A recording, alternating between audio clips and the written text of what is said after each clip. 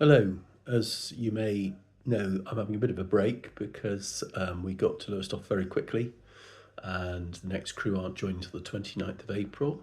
So I thought I'd just do a quick short on the effect of tidal flows on sailing yachts. And I'm sorry if this appears to be teaching grandmother to suck eggs for some people. My boat does about 5 knots and through the water, and if I've got a 30-mile journey to go, then it's going to take me 6 hours.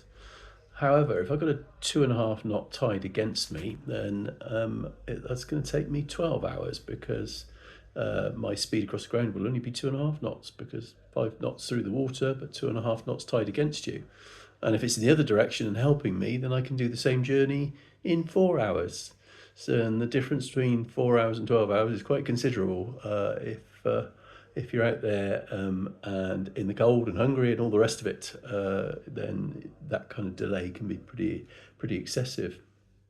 And on the next journey, tides are going to be pretty important. We'll be sailing from Lowestoft to Grimsby. It's 105 miles. It's about a 21-hour journey. We'll be doing it overnight. The tides around East Anglia are pretty fierce, as we found going to Lowestoft.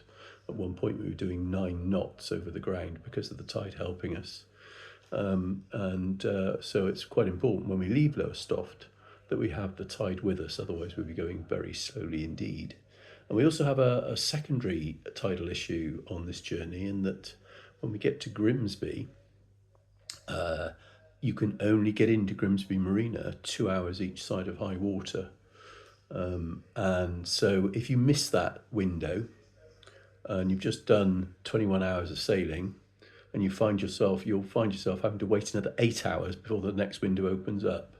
So getting there at the right time is quite important. So we're doing quite a lot of planning. It looks like it's going to be okay. I think we'll be leaving at about 12:30 on the 30th, taking fair tide up around East Anglia, across the Wash where the tide is much weaker, and then into the Humber.